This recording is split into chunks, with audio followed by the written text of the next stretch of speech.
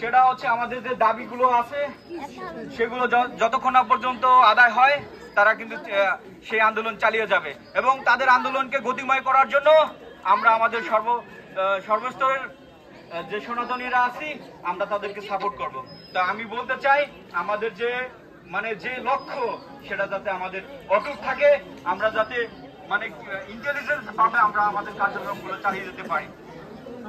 হরে কৃষ্ণ। ধন্যবাদ আপনাকে। আপনাদের উদ্দেশ্যে একটা ঘোষণা দিতে চাই। এটা হচ্ছে সারা বাংলাদেশের সংখ্যালঘু সম্প্রদায়ের উপর নির্মম অত্যাচার, নির্যাতন, ধর্ষণ, হত্যা ও মন্দির ভাঙচুরের প্রতিবাদে আগামীকাল বেলা 3টায় মাদারীপুর লেকপাড়ে মানববন্ধন ও বিক্ষোভ মিছিল অনুষ্ঠিত হবে। সেখানে আপনারা স্বতঃস্ফূর্তভাবে অংশগ্রহণ করবেন। আমরা এখান থেকে হয়তোবা যাব, আপনারা চাইলে আমাদের সাথে যেতে পারবেন। আমরা আগামীকাল কলেজ থেকে যাব, আমাদের যাতায়াত ব্যবস্থা থাকবে। আপনারা যদি যেতে চান বা আপনারা যাবেন, এটা আপনাদের প্রতি অনুরোধ থাকলো।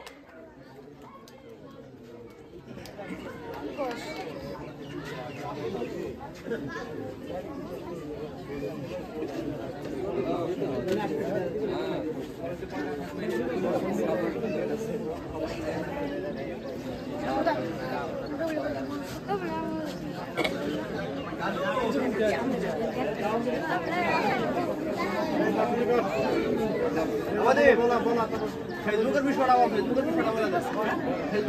বলে দেয়। ফেসবুকের স্ট্যাটাসের বিষয়টা বলে দেয়। আমি সকলকে অনুরোধ করব, যেহেতু এখন ইন্টারনেটের যুগ, আপনারা সকলেই জানেন, সকলে স্মার্টফোন ব্যবহার করেন। আমরা ইন্টারনেটে, ফেসবুকে, টুইটারে, হোয়াটসঅ্যাপে এমন কোন স্ট্যাটাস বা এমন কোনো কথা বলবো না যেটা দ্বারা বোঝা যায় যে আমরা কোনো হিংসাপরায়ণ। আমরা আসলে শান্তিপ্রিয় জাতি। আমরা কথায় নয়, আমরা কাজে বিশ্বাসী। তাই সকলকে বলবো, ফেসবুকে শেয়ার করেন প্রচুর পরিমাণে, কিন্তু সেই শেয়ারটা বা সেই কথাগুলো যাতে শান্তিপ্রিয় হয়। আমরা শান্তির পরে মানুষ। আমরা সকলে ফেসবুকে লেখার সময় শান্তিপূর্ণভাবেই লিখবো এবং শান্তির বার্তা ছড়িয়ে দিব। কিন্তু আমাদের উপরে যদি কোনো ধরনের হামলা বা অত্যাচার হয়, তখন আমরা তার দাঁত ভাঙা জবাব দিব। সকলকে ধন্যবাদ এখানে এত মনোযোগ দিয়ে আমাদের কথাগুলো শোনার জন্য।